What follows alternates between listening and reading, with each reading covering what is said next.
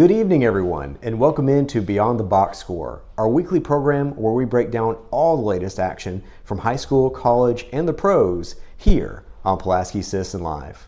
I'm your host, Mark Mize, joined once again by my co-host, Chandler Harmon. Chandler, we're into the second week of the district season. You know, both teams have had some interesting early bouts. You got a chance to see Giles over at Lawrence County for a great one there. Richland is 2-0 in district play on both sides. And so this is probably the part of the season that everyone has been anticipating all year long. Absolutely, Mark. And, you can feel that in the atmosphere at Lawrence County. One of those big rivalry games for Giles County.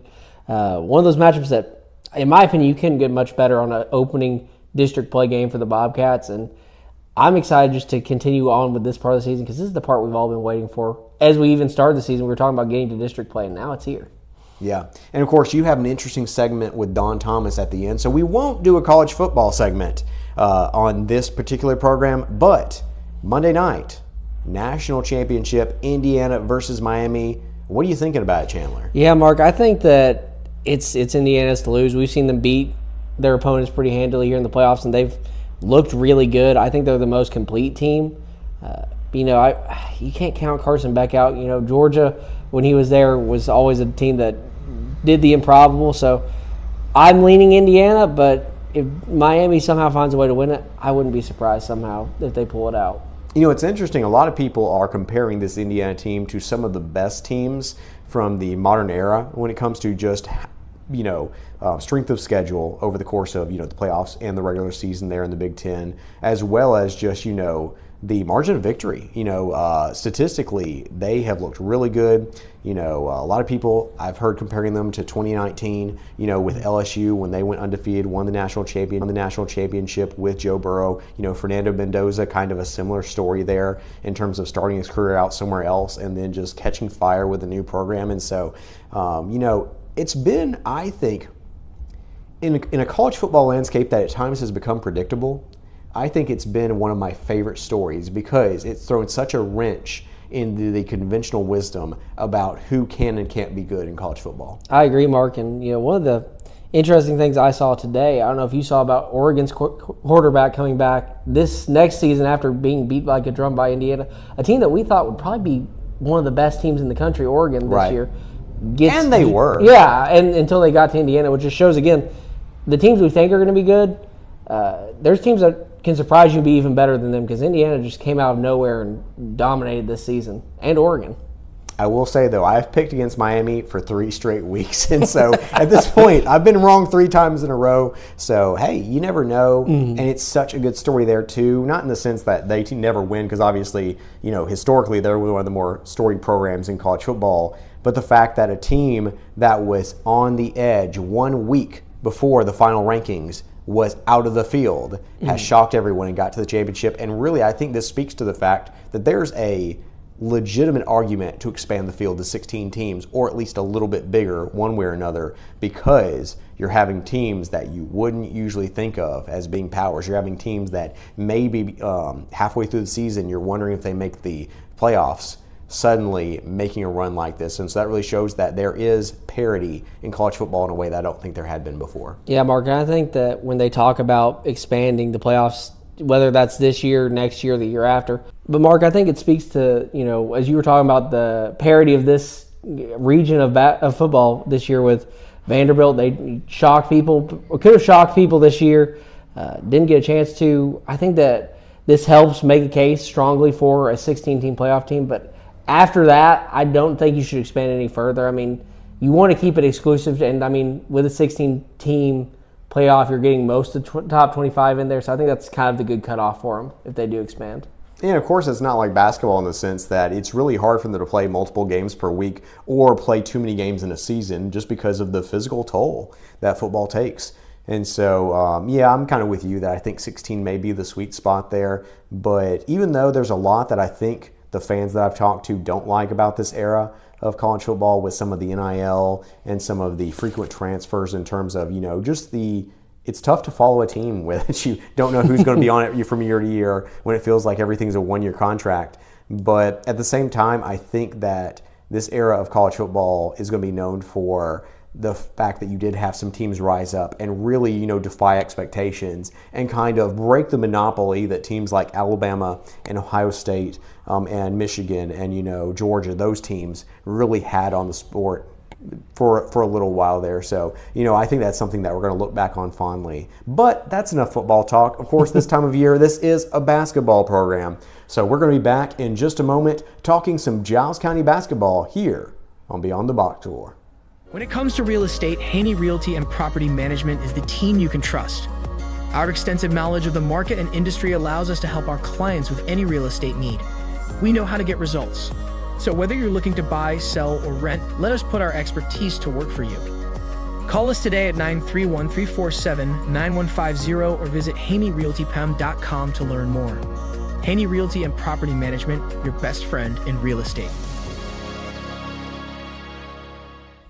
And we're back here on Beyond the Box Score talking some Giles County basketball here as the Lady Bobcats and Bobcats had a chance to play in the Cowbell game basketball edition on Tuesday night there as the girls fell 54-50. However, the boys won behind a 45-point effort from Cason Howard. So we'll talk about that in just a moment. But let's talk some girls action first. And so I think that this was one of those games, I talked about last week that I thought Giles could be one of the top 3 teams in the district. Lawrence was one of those teams that I thought was in that exact same conversation. And it sounds to me that, in a 4-point loss, Giles kind of showed the fact that, hey, they're here to play and, we're neck and neck with another team that we think is going to be at the top of the district. Yeah, Mark, and, it was one of those games that you did all the right things for the first 3 quarters, and the fourth quarter kind of got away from you. Lady Bobcats led by as much as 15 points at one point in the matchup, and that was in the third quarter of play. Right. There's some areas that they're still trying to grow and getting the ball in transition, making the right passes, taking the right shots. Some stuff that we talked about, last week when we were previewing, some things that they need to work on as we get into district play. Those issues are still there for the Bobcats, the Lady Bobcats, and they're trying to figure those out still.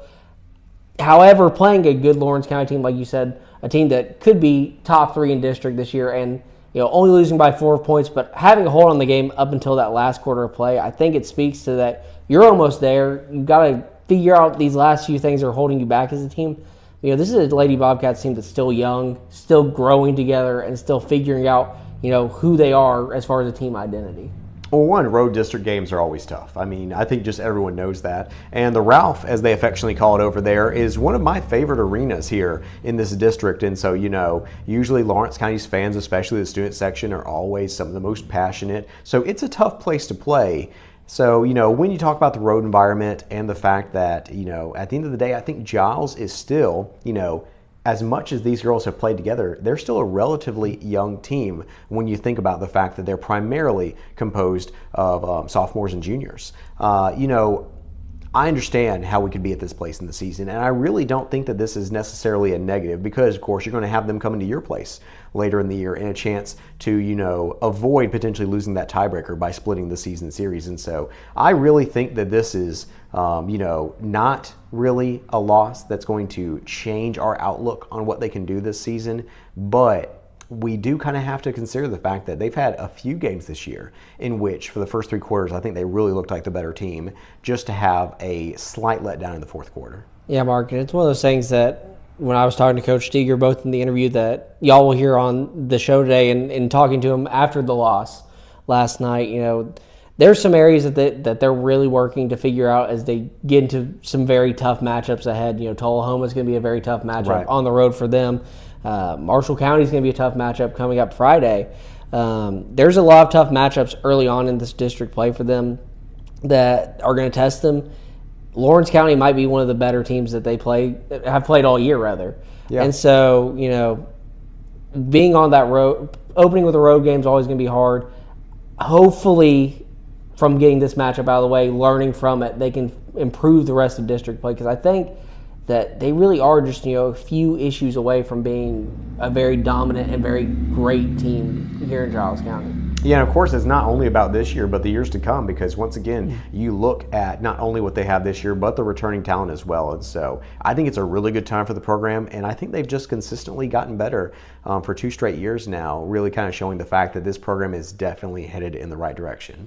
But hearing a little bit more about that, we'll go ahead and hear from Coach, who's going to talk a little Giles County girls basketball after he had a chance to talk with Chandler. When it comes to insurance, Winterburg and Associates Insurance is the team you can trust.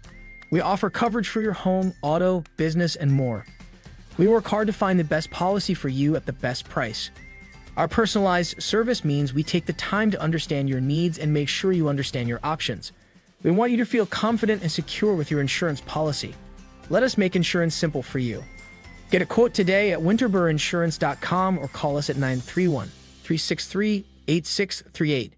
This is Chandler Harmon, and joining me here is Giles County Lady Bobcats head coach, Coach Fred Steger. Coach, how are you doing today? Doing okay, doing all right, Kane. After tough one last night, come in and just trying to regroup and everything. And, talking about that loss last night, a hard loss for the Lady Bobcats, but a matchup that, the Lady Bobcats can learn a lot from as we open up district play. Can you talk to me a little bit about what you saw from the Lady Bobcats last night in that matchup? Things that I saw, we started off where,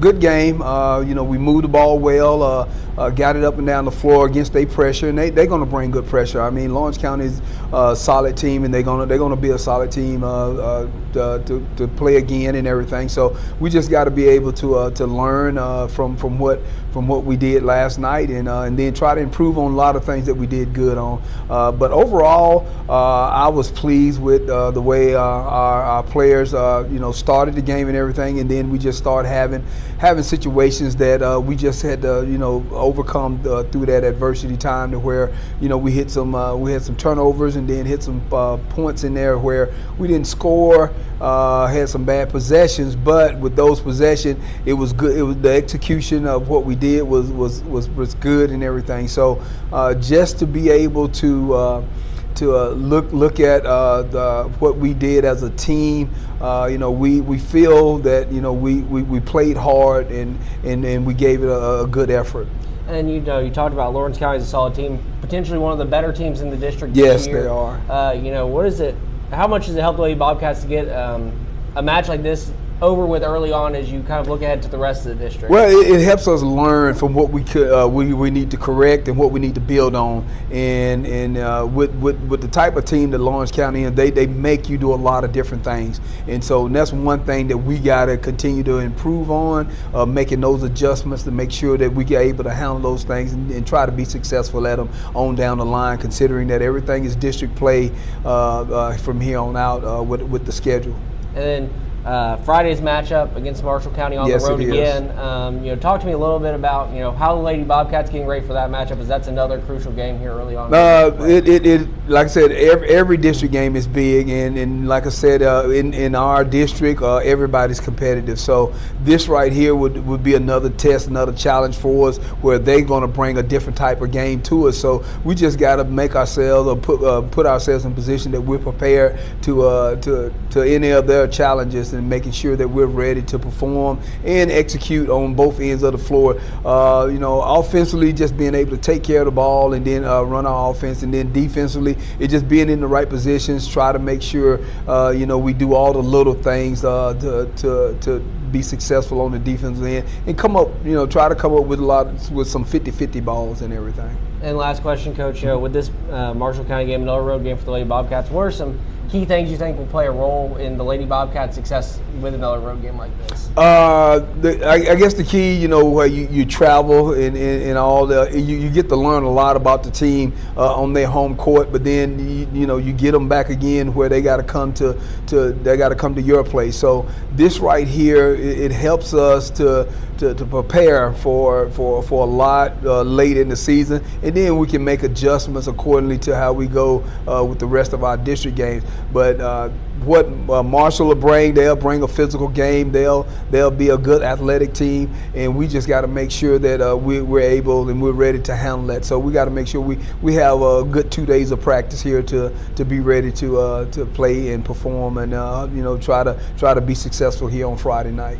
Absolutely. Thank you, Yeah. Coach. All right, appreciate it. This Thank you. department of Pulaski is here to help you save money. Natural gas is safe, efficient, and cost-effective. It's up to 50 to 60% less expensive than electricity for home heating. Plus, it's clean and efficient, so you can feel good about your choice. Call us today for service or visit our website to learn more. Make the switch to natural gas and start saving today. And we're back. You just heard from Coach Fred Steger of the Giles County Lady Bobcats, who had that narrow 4-point loss to Lawrence County on the road in their district opener. So turning on to the boys' side, probably the premier scoring effort I can remember in the last 14 years since I've been covering sports in this county. Kason Howard, it sounds like he just absolutely had a career night over there on the road. Absolutely, Mark. And one of the interesting things that's been brought to my attention after the matchup is the fact that last week we saw him have a career high with 36 points. He comes out there last night and scores a new career high of 45 points. Kason Howard, I think, has really grown over the past year, and we're seeing him figure out where his shots are going to go. He took only 20 shots, made 16 of them. Wow. Found a great rhythm early on in the game, and just, as Coach Campbell said, it was one of the better one-man scoring performances. Everyone around him played their role exceptionally well to help them get that victory, with some Randolph having 12 points, but they all got the ball to Howard, and he found somehow every time he got the ball, he seemed to have found a shot that was going to go in no matter what. 80% shooting from the field. I didn't know that until you just told me, and that's just unbelievable. The efficiency on top of the fact that he had just one of the best scoring nights, I think, that probably in school history. We'd have to look that up to see what the exact highest numbers are there. But just really an incredible performance. So how did you feel about the other aspects of the game? It looked like they did give up quite a few points against Lawrence County there. And so how did you feel about the defense and everything else that went into last night's victory? Yeah, Mark, I think that, defense is still a bit of a question mark for the Bobcats. Something they've been trying to figure out in a lot of these past few matchups. They've played, intentionally played these very tough teams to test their defense. There's still a little bit of areas they can improve. Second and third chance opportunities were a big issue. I think Coach Campbell said they had 17 or 18 points off second chance opportunities in last night's matchup. That's something that they're going to want to clean up as we get further into district play. But I think this is a Lawrence County team that people kind of look down on because, I believe 2 wins this season up until this point.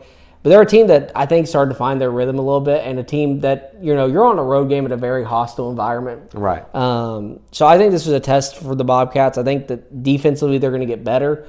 But it was, from my perspective as a fan watching from the stands, any game that has 70 points, over 70 points for both teams, probably a great matchup to watch. Yeah, just the quality of basketball that you're seeing out there. And once again, on the road that Giles was able to do this too. Starting 1-0 on the road is such a positive marker for this team in terms of where we think they can go. And like I said, I kind of felt the same way as I did with the girls, that I think they're going to contend there for the top of that district, just like on the girls' side. I think Tullahoma is going to be pretty good, but it'll be really interesting where this Giles County team goes this year. And so we're going to take another second to hear from Chandler as he had a chance to interview Nick Campbell of the Giles County Bobcats.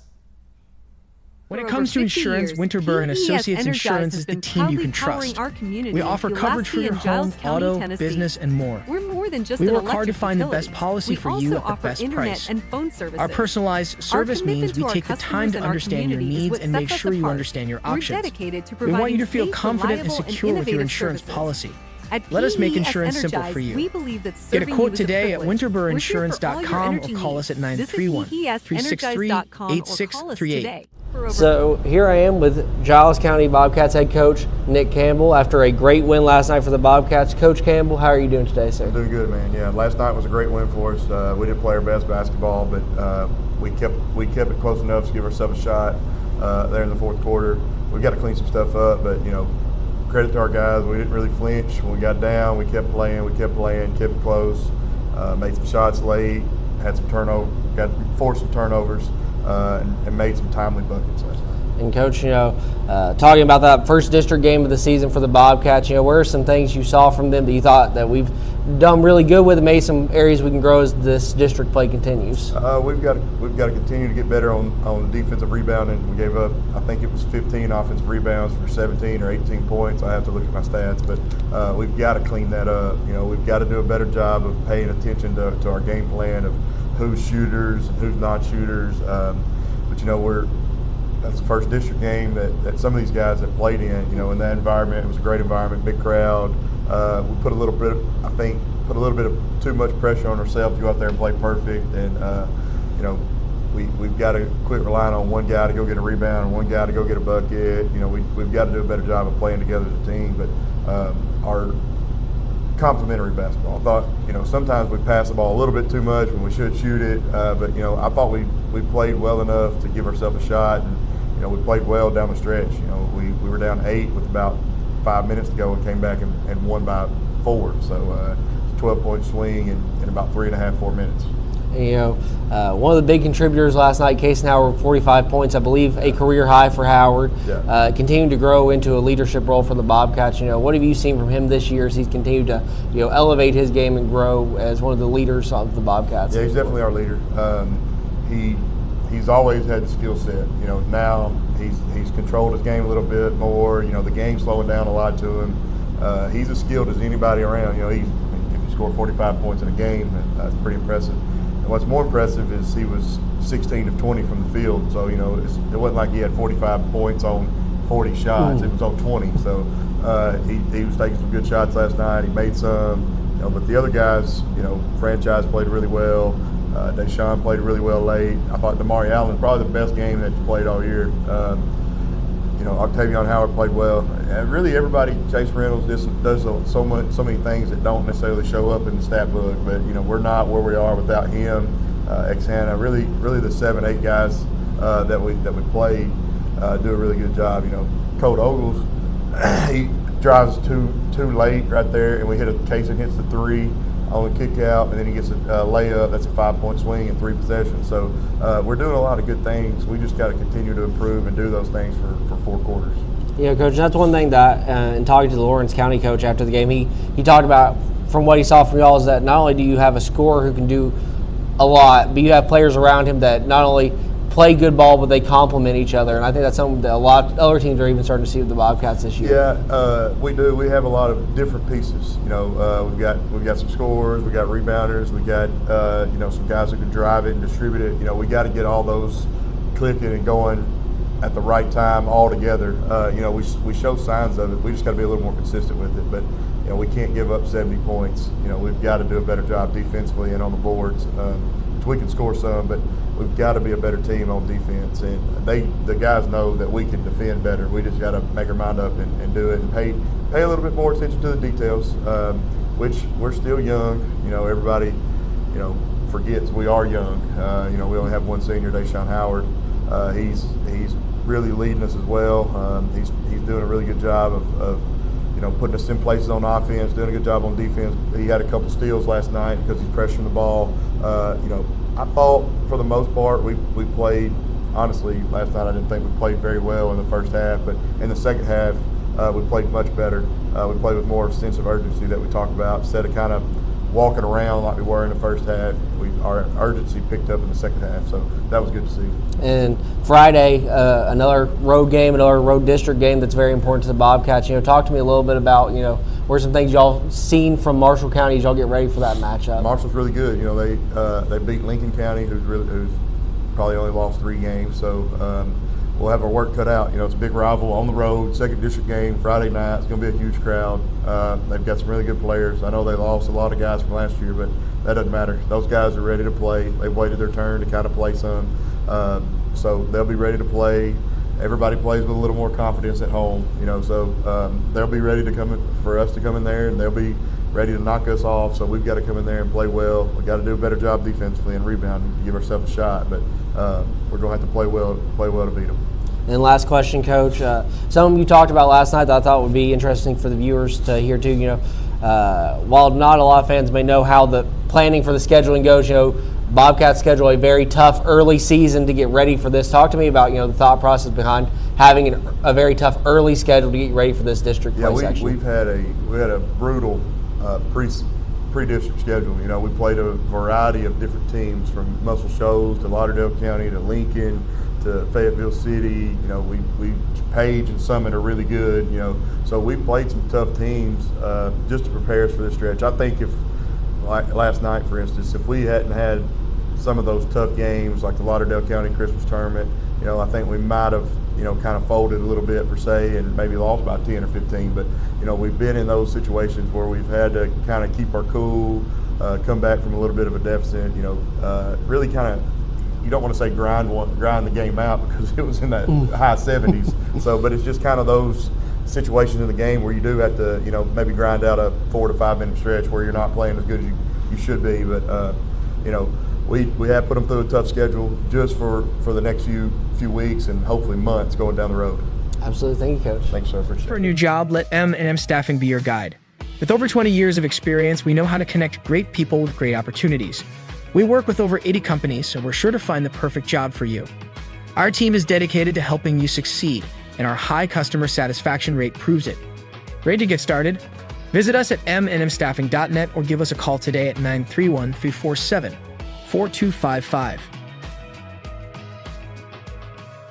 And we're back here with our Richland segment here on Beyond the Box Score. You just now had a chance to hear from Coach Nick Campbell of the Giles County Bobcats that picked up their first district win of the season on the road against Lawrence County. Speaking of district wins, though, the Lady Raiders and the Raiders are both 2-0 now in District 9A, and so they moved east, but still having similar success that we've seen Richland have over the last decade in district play. Absolutely, Mark. Those are two teams that have been heading in the right direction for the past few years, looking to, get themselves out there to start district play. Anytime that both your teams can go 1-0, you're probably doing something right.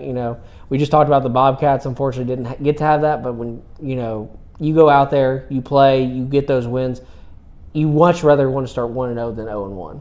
Well, one funny thing about it is, Giles is starting out the district season with some road games. Richland's been fortunate enough to be playing these games at not Wayne Hobbs, that's the football, Dwight Clark gymnasium there in Linville, and great crowds the last few nights there. And I think they kind of suspect that there's something special happening in Linville with these Richland basketball teams. But talking about the girls' action first there, Lady Raiders finished 2-0 in the first two district games of the year. First, they beat rival Cornersville at home Friday night in the Battle of Buford Station on the hardwood there. And so that was an interesting game because in the first quarter, Camille Franklin of Cornersville scored 9 points, looked pretty unstoppable. Richland looked a little unsure of themselves early, but as they have for much of the season, they had a second half run that really put that game away. And so, they kind of feel like they may be the opposite of Giles in the sense that they're not always a first half team, but they've had what it takes to close out some of these games. Yeah, Mark, and sometimes, you'd prefer to be the team that plays better in the second half rather than the first half, because that's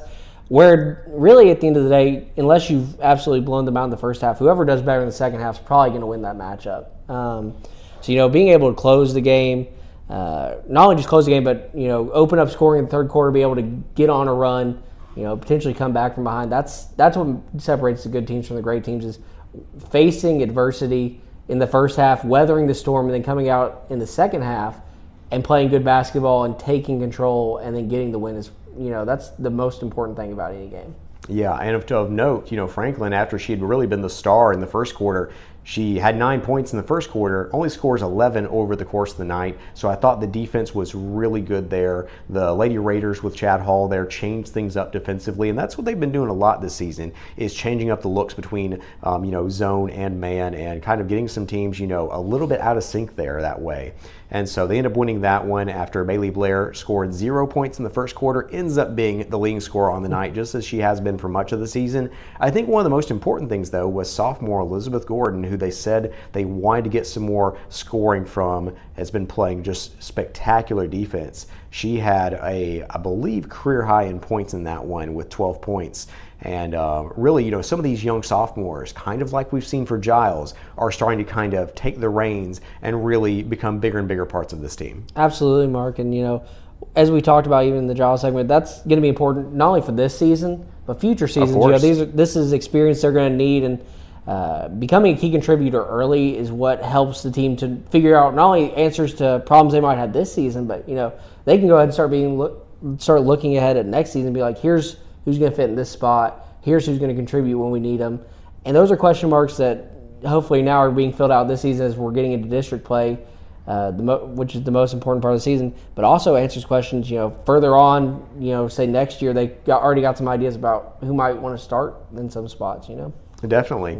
And then looking at the Fayetteville City game, of course, we've seen Fayetteville City 3 times now this season. Giles played them twice, split with them on the girls' side there. But Richland, kind of out of the gates, a little bit sluggish. Fayetteville City did what they do best, which is hit a lot of three-pointers.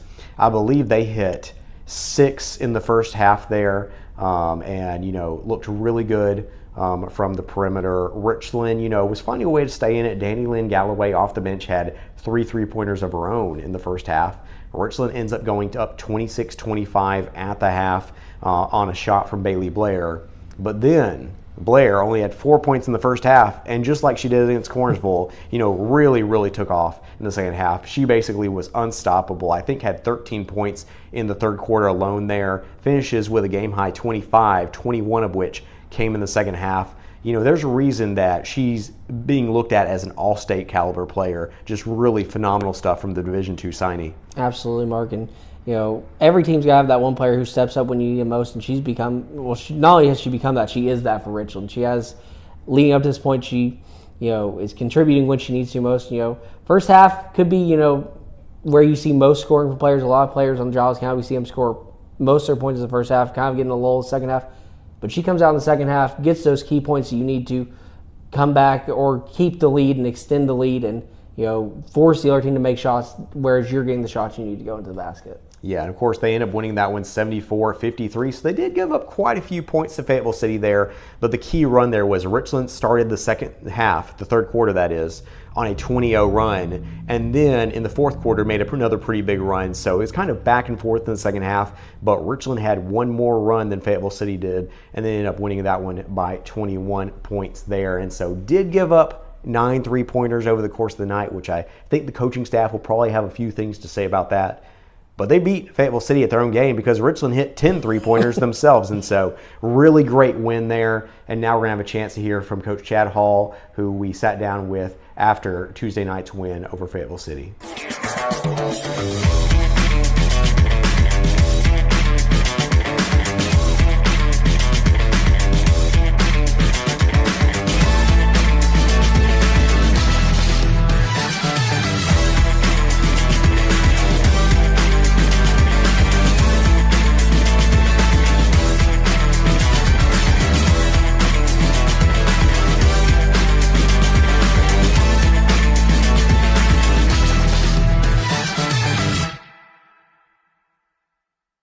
Coach, another big win tonight, 2-0 in district play. Just what are your initial thoughts?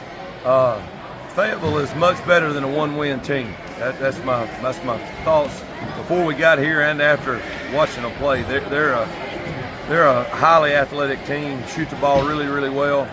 Had some misfortune with some kids and injuries and sickness and things like that.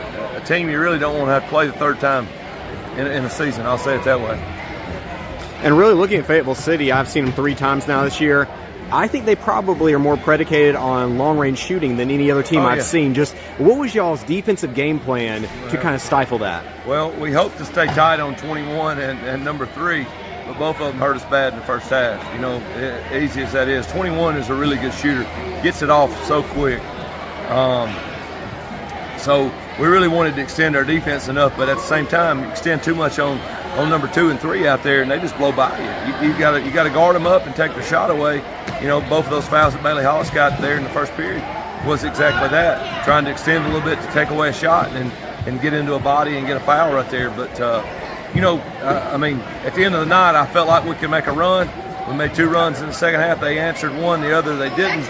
And fortunately or unfortunately, how you look at that, I feel like our kids fought hard. Even in some situations of adversity, had 9 big points for Danny Lynn in the first half. Elizabeth with another double-digit point night. Kate came on stronger after the first period. Of course, Bailey shot it well in the second half. They stifled her in the first half. So just really proud of our effort overall. And if our kids would just stick together and do the things we're asking, we feel like that's going to happen most nights. And you talked about those runs, a 20-0 run to start the third quarter. Just what'd you say to the girls at halftime? And, offensively, I think you scored, 48, 49 points? 48 in the second half. Yeah. I really didn't say a whole lot other than we got to be on our assignments. I feel like changing defenses, that's on our scouting report, changing defenses would cause them to slow down a little bit, and it did. The 2-2-1 press that we got in there to start the third period, I don't think was very good, but they threw it to us or threw it out of bounds or rushed shots, and we rebounded at a high level in the third quarter right there. And so, you just put all that together. I think that's what single A basketball is about, see what's happening and working tonight versus this team, even though they shot it really well. And, you say, why would you go to a zone when they're shooting it that well? Stop and make them think is my philosophy right there. You stay in the same groove, it's comfort for them. And so we tried to change it up a little bit. But, 20-0 to start, you kind of like that any old night. But I think they probably answered back on a 12-0 themselves right after that or something very close. And finally, Friday night at Moore County. I know Cornersville obviously is really good, but coming into the season, I think a lot of people thought Moore would be the toughest game in this district. Just how do you feel about what you have coming into the game and what your plan is? Well, there was no question to me that Moore County was our best competition in the district. That's no shame to Cornersville, or no knock on them by any means, but Moore County's tradition, and they returned 3 quality players with a lot of younger kids stepping in roles that they didn't play. Moore County's, even though it's a different gym than it was years ago, it's never an easy place to go play. They've got a really good scorer.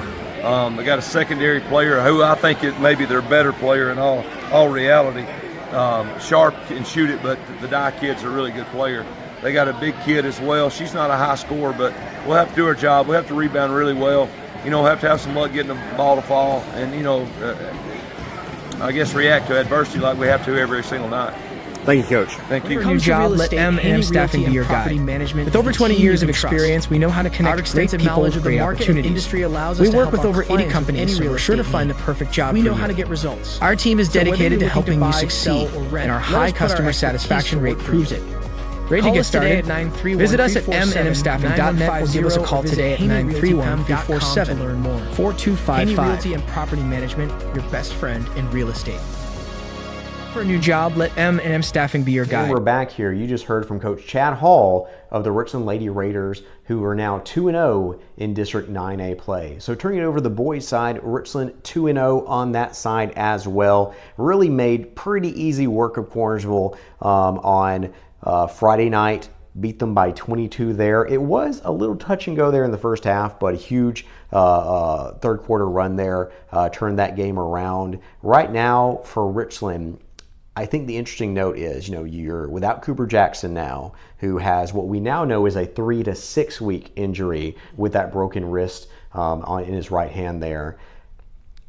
He was probably your go-to on-ball defender. He was usually guarding the best player for the opposing team. By the way, whether it was at guard or post, because Jackson kind of plays that small forward type role there for them. And that's something that is pretty tough to replace, especially for a team that's played 3 All-State players so far this season. So I think that's going to be one of the interesting storylines for them is defensively. I think by committee now, they're going to need to replace that defensive stalwart that was Cooper Jackson. Yeah, Mark, that's one of those things you don't want to ever lose on your team. While it can be hard to replace scoring, losing a defensive player who is your main contributor on defense or one of your main contributors, that's something you don't want to see happen, especially right towards the start of district play, as you have a lot of tough opponents ahead. Yeah. Playing defense by committee, that might be the answer. They're going to take a look at that, and try to figure out who's going to fit. Obviously, like you said, there's not going to be an easy way to replace him, but maybe they find someone who can give somewhat of the same defensive performance as they kind of try to, go through the rest of this district play. Because, there's a chance you don't see him back till towards the end of the season. You got to kind of find the answer to what's going to help you through the rest of the district plays. You play some very tough opponents ahead. Yeah, if it's 6 weeks, that would put him right around the district tournament or the region tournament there. And so there's a good chance, from what I'm hearing, that he does play some more basketball this season. Obviously, he's probably one of their top 2 starting pitchers on the baseball team as well. So Cooper's a great kid. By the way, second leading scorer too. So it's not as if he can't put the ball in the hoop as well. He's playing some of his best basketball as a senior. So hate that for him. And you're going to hear Jason talk about the fact that, it is kind of, a gut punch to, have that happen to a senior. You hate that for him. But at the same time, there's a chance that he's going to get to come back. The story for Richland, though, on the boys' side was last week they played 2.5 games without Jason Lovelace because he got 2 quick technical fouls after having a disagreement with the refs on a call. From what I hear, it was kind of a weird situation. People were kind of confused that he got 2 technicals that quickly. But, of course, the TSSAA rule is that if you get 2 technical fouls, you have to sit out the next 2 games, unlike you see, at higher levels. And so it was going to be interesting to see how Richland responded. Of course, they responded very well. They won all 3 games last week. Of course, Marshall, in which they actually won in overtime, I believe, if I remember that correctly, and then beating a very tough Wayne County team on the road, and then beating Cornersville as well. So last night versus Fayetteville City on Tuesday night this week. We're recording on Wednesday.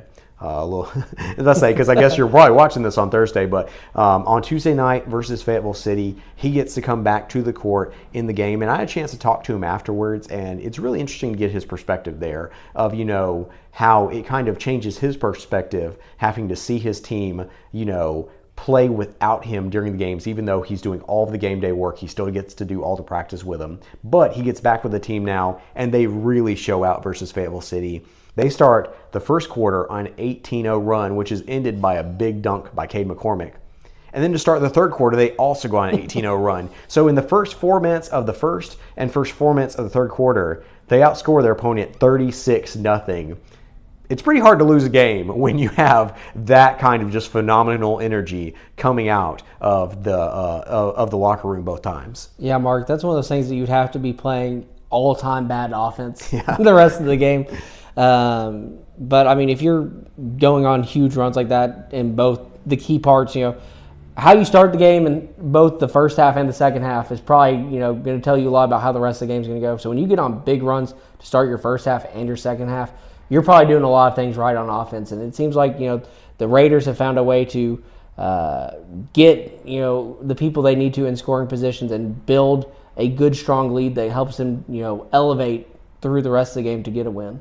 Well, and the thing is, their depth is really good. And, of course, that shows with the fact that they lose Cooper Jackson and haven't yet skipped a beat. Of course, there's a lot of basketball to be played, but, it's just the fact they have so many scoring options, I think. 4 different guys finished in double figures versus Fayetteville City there, led by 19 points by Cade McCormick. He had 2 dunks over the course of the night, just looked unstoppable in the post as he has for much of the season. I think you had 16 for Jamison Andrews, and then 11 for Will Shirey, who opened the night with back-to-back 3-pointers, which was really big to get that early lead. And then, of course, also Lane Dooley had 10 points. I believe all of those came in the third quarter, so really well-rounded scoring effort.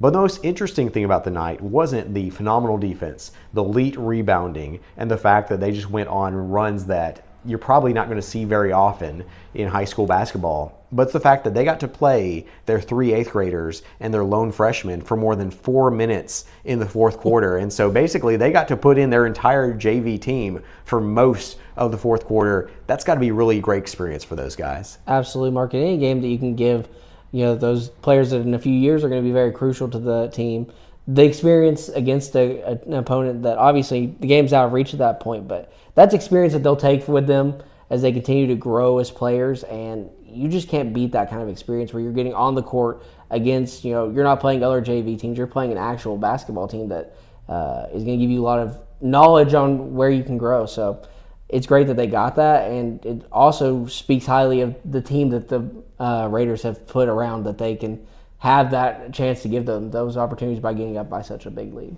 Yeah, of course, Raiders end up winning that one 68-37. They led by as many as 38 points at one point.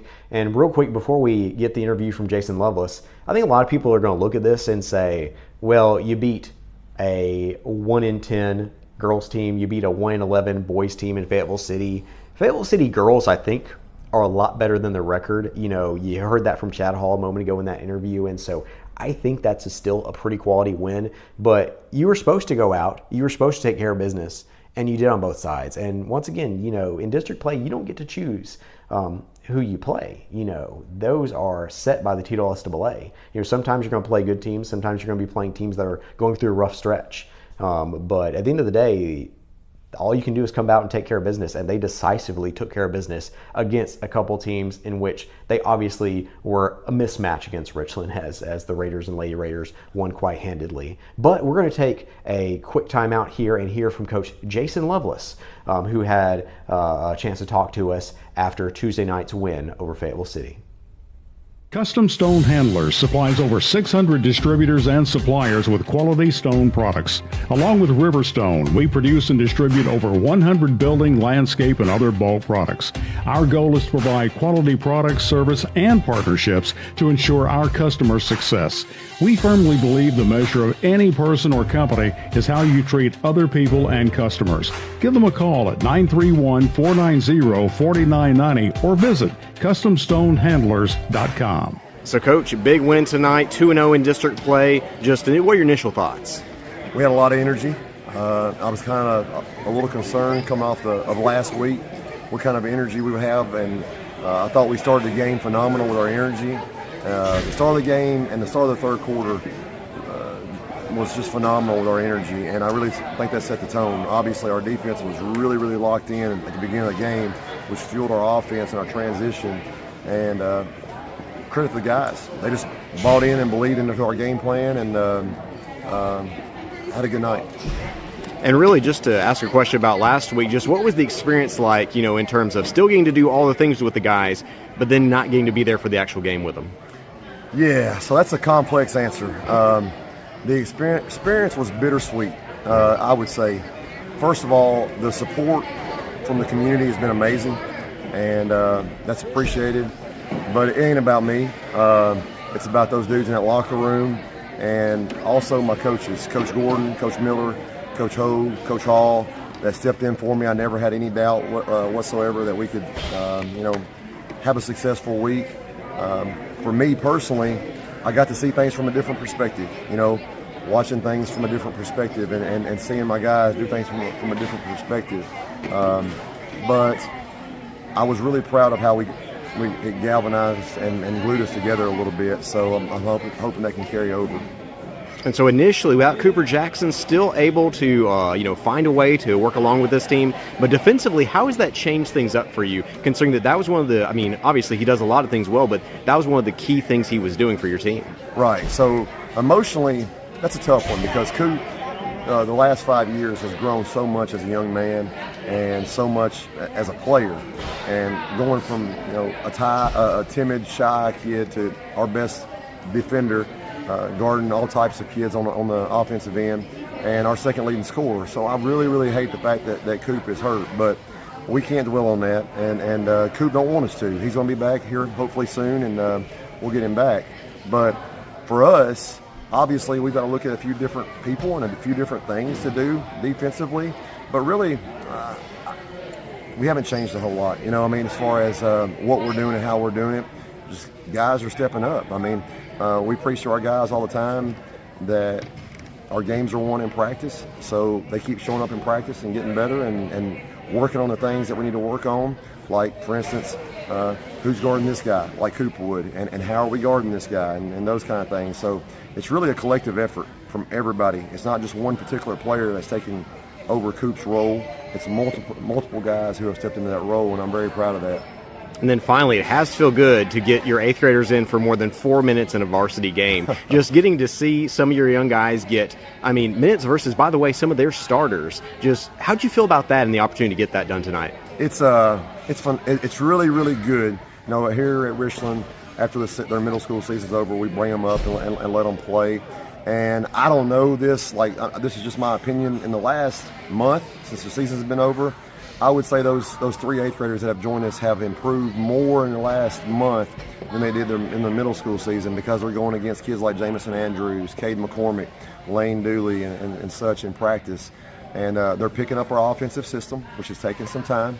and it's really about getting the speed of the game. So, they're a little bit outmatched out there against the larger guys, the faster guys, but I was really proud to see them hold their own. And for the reward is a lot of times in practice, they're running our scout offense, they're running our scout defense, and for them to be able to go out there and get rewarded with minutes on the varsity game, it's really cool to see that. And for them to hold their own. I mean, they take pride when they go out there because we preach about accountability, and they know those other guys have built a lead, and they don't want to see that lead shrunk. So they go out there and try to do their thing, and I'm really proud for those younger guys, our 8th graders, and not just our 8th graders, Jensen Fugelberg, who's a freshman, our only freshman, and for those guys to get out there at the last quarter was big. Okay, those are big minutes for them for sure. Thank you, Coach. Yes, sir. When it comes to insurance, Winterberg and Associates Insurance is the team you can trust. We offer coverage for your home, auto, business, and more. We work hard to find the best policy for you at the best price. Our personalized service means we take the time to understand your needs and make sure you understand your options. We want you to feel confident and secure with your insurance policy. Let us make insurance simple for you. Get a quote today at winterburinsurance.com or call us at 931-363-8638.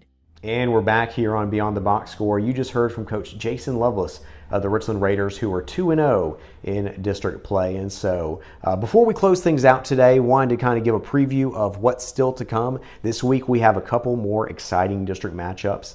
On the Giles County side, they're playing at Marshall County. That's a really fun one. You know, people always ask me what's Giles' biggest rival. And I think a few people are going to say Lawrence County, but I think the average person, you know, has a special place in their heart for this rivalry versus Marshall. I think when it comes to, you know, my wife played sports for Giles County, and, you know, they're like, oh no, I was about to say, we're all in for the Marshall County rivalry there. And so it's going to be fun, and I think it's actually a really good matchup on both sides. You know, I think there's every reason that Giles can sweep the night, but at the same time, I think those are going to be pretty close games, and I think we're going to learn even more about this Giles County team, which, of course, is starting their first 2 district games on the road. Absolutely, Mark, and it's one of those things for the Lady Bobcats. It gives them a get-right game that allows them to split their district record, figure out some things about where they stand as a team, and, you know, hopefully answer some questions on where have they figured some stuff out since that Tuesday matchup in which they, you know, unfortunately lost by 4 points in a game that they held the lead for most of the matchup. This gives them a chance to show that they can go in on the road, they can get the win they need, and they can come out with a victory.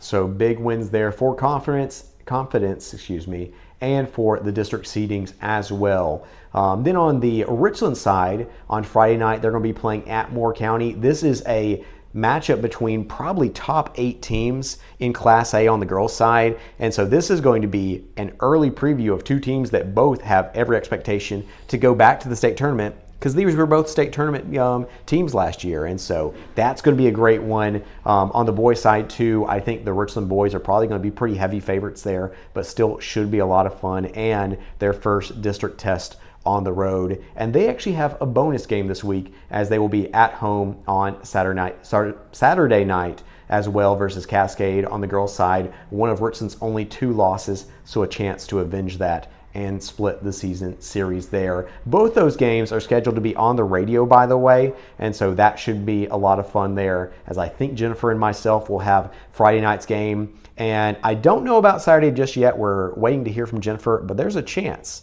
that you and Scott Stewart are going to get a chance to get back on the radio there, and it would be your first game that you've ever called for Richland if you get that assignment, right? Absolutely, Mark, and that'll be a fun thing to do. As much as I love my Bobcats, it'll be good to see, get the experience of seeing another team, our other great local basketball team, as they're, in a very crucial part of the season, and kind of getting that experience of seeing what the other side of the county's like.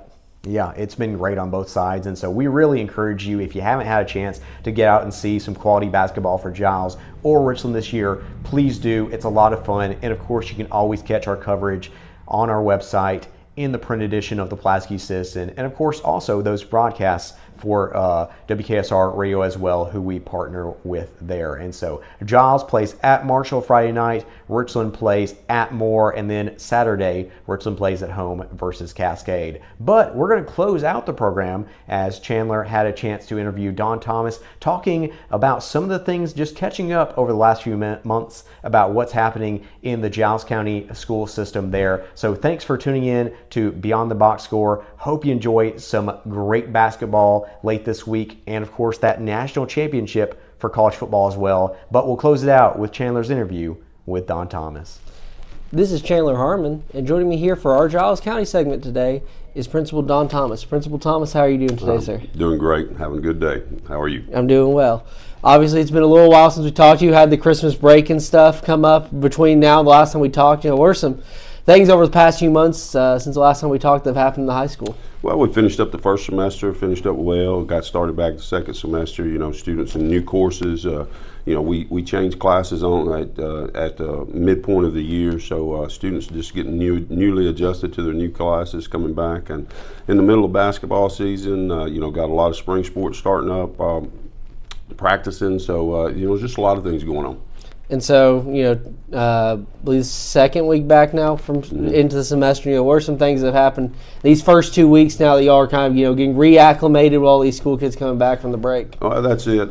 Just trying to make sure we're on top of things. We're looking at, obviously you come back in January, weather's changing up and down, and you've been out for a while. So now, we're just trying to stay on top of our attendance and things like that. Trying to stay on top of our any illnesses going around, whether it be the flu or just bronchitis, anything, that we're having a majority of. So right now we're good. We're good. And kind of looking ahead, in the big stretch of the school year before we get to summer break, what are some things, up ahead for students here at Giles County High Schools? We kind of start to get towards, working towards the summer break and stuff. Well, we have pacing. We have pacing that we have to plan out right there because, we have our ACT coming up in the spring for our juniors, which is their biggest test for the up to that point. And so it's just how we pace things out and how we crunch it in, because in this time of year you never know when you might be out for snow, you might be out for floods, you might be out for something. So we just have to take advantage of every teaching opportunity that we have, and as soon as we came back after day one, it's full go. So have to get all of our teaching in on every class. Absolutely. And then before I head out, I always like to give you an opportunity to add something I might not have added. Is there anything else you want to add? Like I said, just in the middle of basketball season right now, everybody's trying to do a good job with that, and won a big ball game last night. Our guys did over at Lawrenceburg, so that's always a big thing. They get excited to beat us, and we're always excited when we beat them, which I think that's a little more. So, but it's and that's a biased opinion. So but it's good both ways. It's a good rivalry, and it's always good competition. Absolutely. Thank you, Coach. Yes, sir. Thank you.